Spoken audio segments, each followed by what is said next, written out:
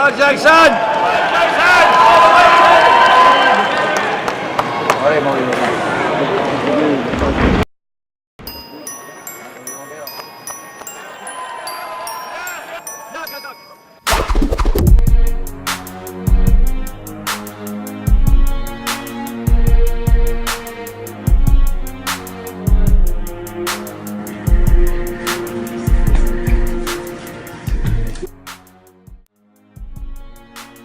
My name is CARTY. I'm a short sprinter. I do 60 metres, 100 and 200.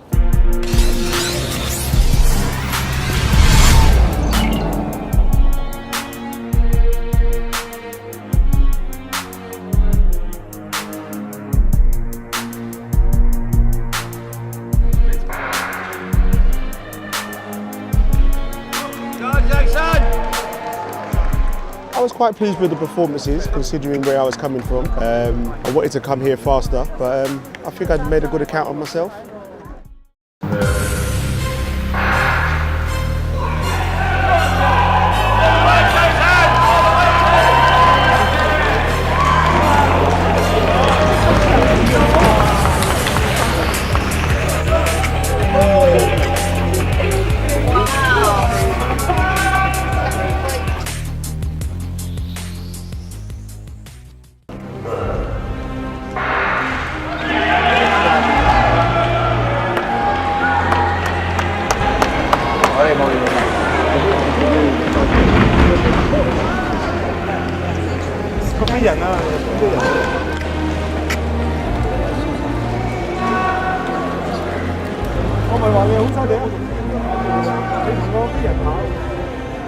I came silver medalist, running 7:22 in the final, after running 7:21 in the semi. Well, in April, I was having a few breathing problems, so I went to the hospital, and after being examined and having an X-ray, they found a shadow on my lung. The doctor at the time said I may have cancer, but didn't confirm it. Then after a few tests, after about 6 weeks, it was confirmed that I had lung cancer. So on July the 8th, I had my lung cut out, and from then it's been quite tough. I've had chemo and I've had to rehab my body and try and get back to some kind of fitness. I wasn't sure whether I was coming to Daegu to run, because I wasn't quite where I wanted to be. But as the weeks and progressed, I started to get back some shape, so I decided I'll come and compete.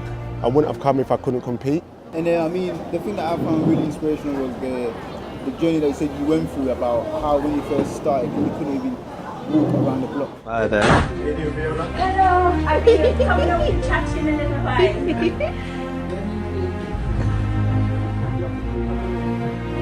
Smile there.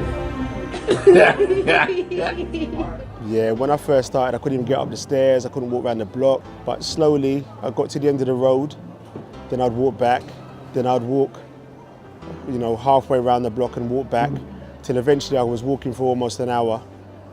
And then it took me about 2 to 3 weeks to even just stride. But it was all very, very difficult. It wasn't an easy process. I was in a lot of pain all the time, where they cut me and opened me up. So it was a difficult journey. Yeah, I mean, you said that the doctors did not believe you when you said lift up your arm and stuff, didn't they? Well, luckily, because of me being a coach myself and understanding certain parts of anatomy, I was able to get the physio and the masseuse to go through my body, and we slowly but surely got the movement back, and then I had to work and work and work at it so I could lift my arm up and get back into some kind of shape. I mean, I was even in the gym and even doing weights. I couldn't, I'll do 1 rep and it would take me like 10-20 minutes just to recover. So to get it back to the normal 3 to 4 minutes, it took ages. It was mind-boggling. So no energy. It was really bad, especially with the chemo. Being under so much fatigue and trying to train through chemo. The doctor said it was unheard of, but I managed to do it. It was hard. I wasn't always at the same levels, but I managed to do it. So the doctors did not believe that you could actually made that progress that you made, so you actually shocked them? Yeah, they said they've never seen it. They've never really seen anyone do the levels that I was doing. No, it was unheard of. What was the most challenging part of coming back to the sport after having cancer? Because normal people have cancer, and it's almost like, for them it's like a death sentence, but for you saw it as like a new lease of life. Like, Well, I wouldn't say it was a new lease of life. It's like it is like carrying a death sentence, because you don't know what's going to happen from, you know, every 4 weeks when you got to go to the hospital to get a blood test, check your bloods, check your counts, see where you're at. You don't really know. You know, if something suddenly hurts, you think, oh no, have you got something there? Or if your eye hurts, or if you see a spot of blood, you get a bit concerned. So it's still mind-boggling, but you just got to carry on. so you're almost back to almost like full fitness, and that's less than 8 months. Yeah, about 8 months. I'm almost there. I mean, I've still got some work to do, but I'll see it on this next phase of training how it goes before I make a decision whether I'm going to carry on. But I'll give it a go first before I give up.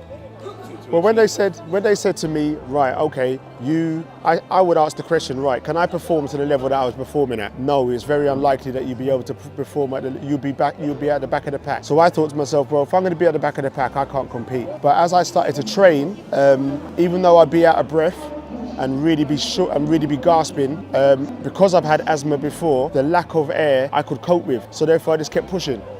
And as I kept pushing, I was getting more capacity. So, and as I got more capacity, I thought to myself, right, the numbers were starting to stack up. So I think, okay, I can compete. It might take time, but I can compete. See, the only thing I was worried about was full starts, because every time someone full starts, I have to go back to the line, and I don't recover as quickly as everyone else. But I got around that by practicing full starts in training. So that got me around it. So anytime anyone full starts now, I'm ready to go. So it's cool. The norm is not always the inevitable outcome. Kind of created your own norm from your own belief system, right? Definitely, definitely. I think if you got enough self-belief and you want to push, I think you can, you know, the human body is amazing, it can adapt. But again, in this circumstance, I am coming from a very high level in the first place. So, and no two cases are the same, are they? So in this case, I would say where I've worked hard and where I've had the training base, it's enabled me to do what I'm doing. Right from the beginning, you've been extremely positive. Mm-hmm. You know, even from when you found out you had it, you've been very, very positive, almost to my worry that is this for real? Like, is it really this upbeat about it?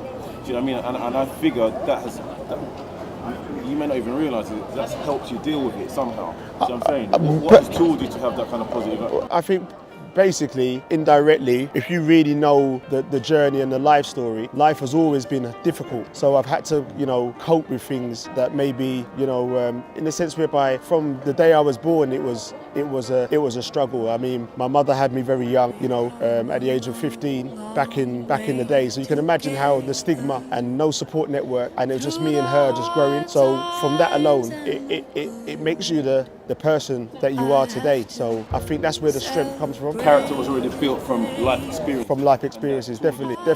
And I would say my environment has made me. So therefore, it's helped me to go through these kind of exceptional circumstances. One last thing, if there's anyone out there that you want to say anything to about what you've been through in life to get to the place where you want to be, what would you say to them? I would always say that, you know, nothing in life is easy, but you just got to have positive thinking and just believe in yourself and believe in your support network and the people around you, and you know, you pull through.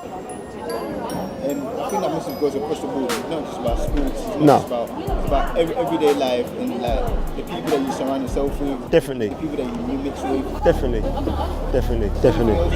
else that you want to say? No, I leave it there.